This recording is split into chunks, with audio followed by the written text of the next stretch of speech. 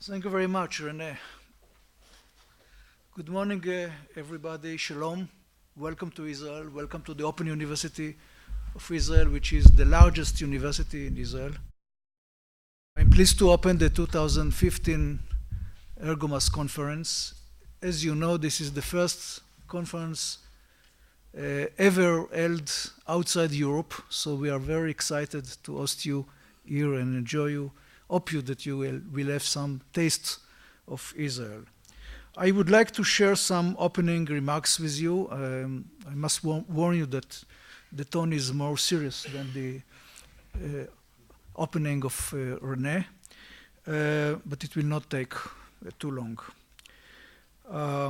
Professor Robert Putnam, the famous Professor Robert Putnam, opened his presidential address at the annual meeting of the American Political Science Association in 2002 by saying that the health of the association of the discipline is excellent.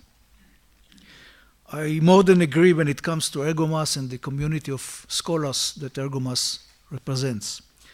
However, Putnam did not limit his argument to health diagnosis. He also asked his colleagues to think about their professional responsibility, and he claimed, and I'm quoting, "An important and unappreciated part of our professional responsibility is to engage with our fellow citizens in deliberation about their political concerns." I would like to echo his words by arguing that we, as scholars studying the relations between military and society, should do more to contribute to public life.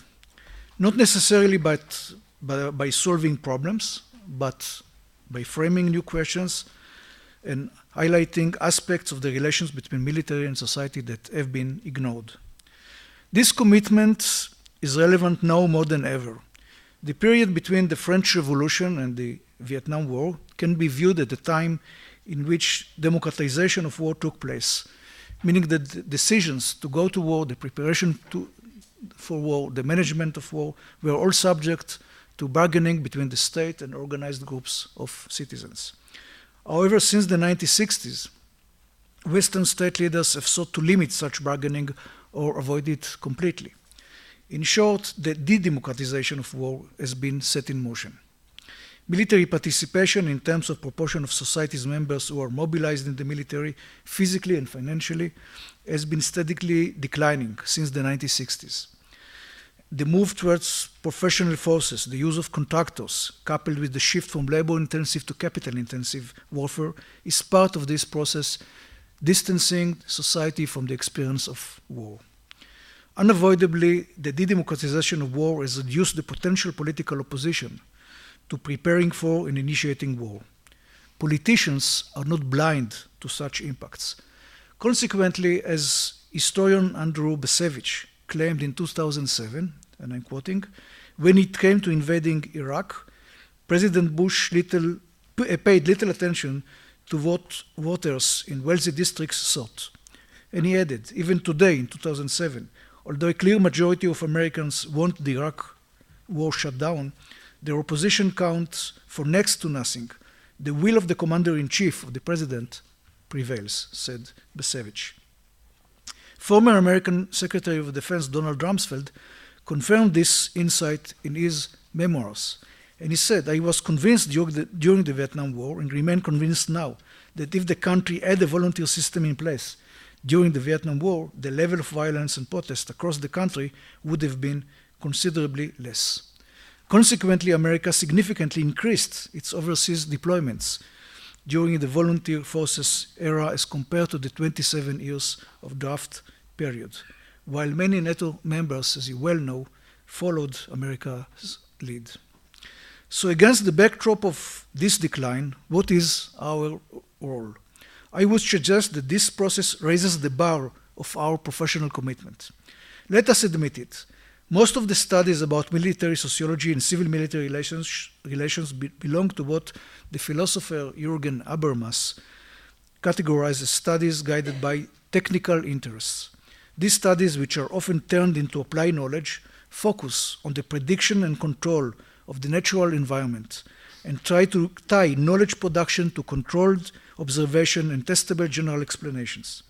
Among this type of research are studies focusing on enlistees' motivations and propensity to serve, re-engineering of the social makeup of the ranks to promote diversity management, models of civilian control that apply the best practices to discipline the military, and of course many other studies dealing with cohesion, leadership, primary groups, race relations, gender relations, and more.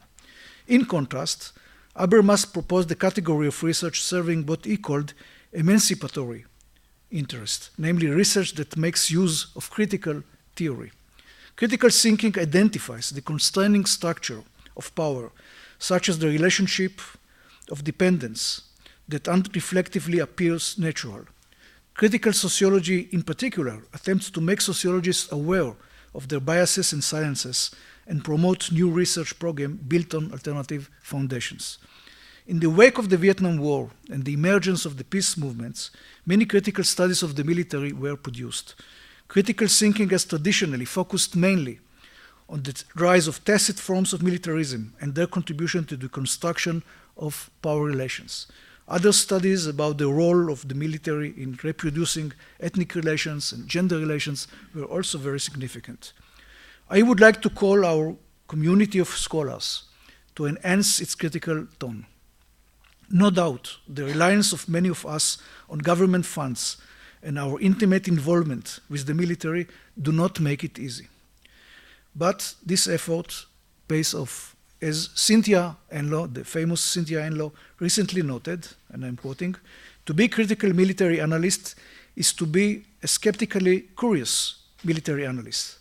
If it is risky to assume that any given military is as easily created, sustained, mobilized, demobilized, deployed and redeployed as some commentators would have us believe, she said, then to avoid that risk, one will have to be prepared to ask a lot more questions and pursue more complex dynamics in order to produce more reliable explanations. And I would add that critical writing may even serve the policy agenda of many of us by highlighting potential unintended consequences produced by existing policies. I can cite many areas ripe for our attention, but I would focus on one, civilian control, and please consider it as illustration. It was our distinguished guest, James Burke, who about 13 years ago called our attention to the narrow scope of the study of civilian control. What is studied most, Burke argued, is the relationship between the government and the military.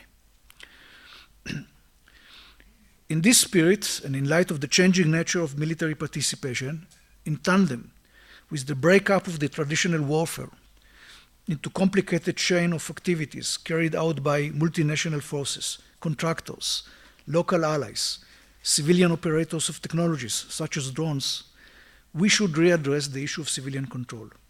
Only 2 days ago, the New York Times published a story about Navy's SEAL Team 6, and he called this organization the least scrutinized military organization.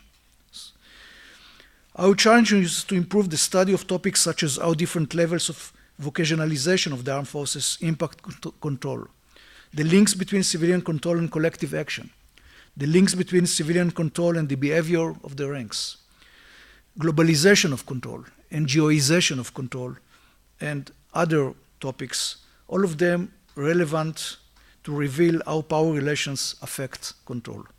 This is among the areas in which our duty as scholars is to frame new questions and highlight ignored aspects. These are the areas where our role is to initiate debates that can reinforce the ability of the community of citizens in many industrialized democracies to better monitor the way by which the state manages its organized violence. Here the major challenges are still ahead, but we can already see some significant efforts even in this conference. In closing, I would like to thank everyone for contributing to the success of our conference. First of all, I would like to thank my colleague and partner on the executive, René Molker, our treasurer, our experienced treasurer. Thank you, René, for 2 years of guidance and leadership. My thanks go to the working group leaders for their efforts in organizing the panels. And for our webmaster, David Kuhn. Where is David? For bringing ERGOMAS into the 21st century. I would like to express my appreciation and thanks to my friend Eyal Ben-Ari. Where is Eyal? For organizing the Young Scholars Workshop.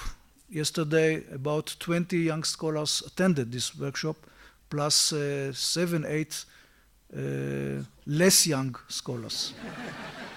And I want to thank all of the people who attended and contributed. And thank you, Eyal, for organizing the plenary session about 2 years from now.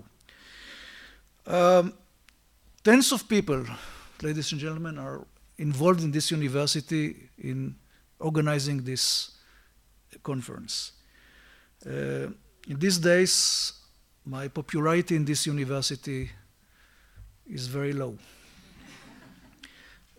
Must admit, lower than ever. There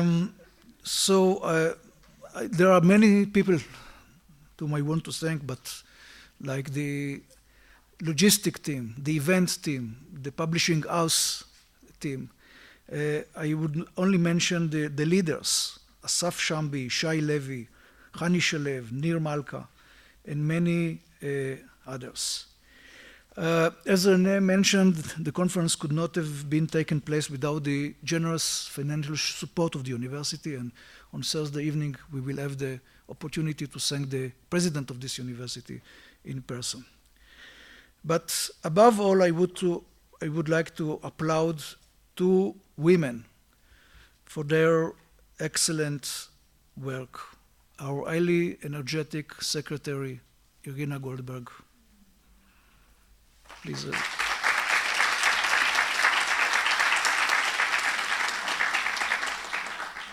And my assistant, Hela Dalal.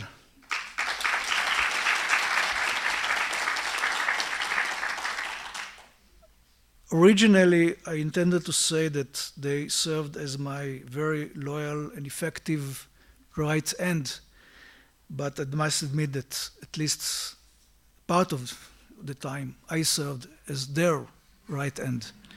So thank you for the opportunity. And thank you for coming to Israel, to working so hard to prepare your excellent papers. I would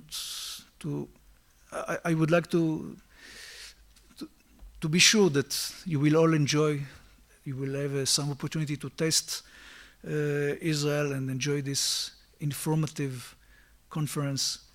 Thank you very much.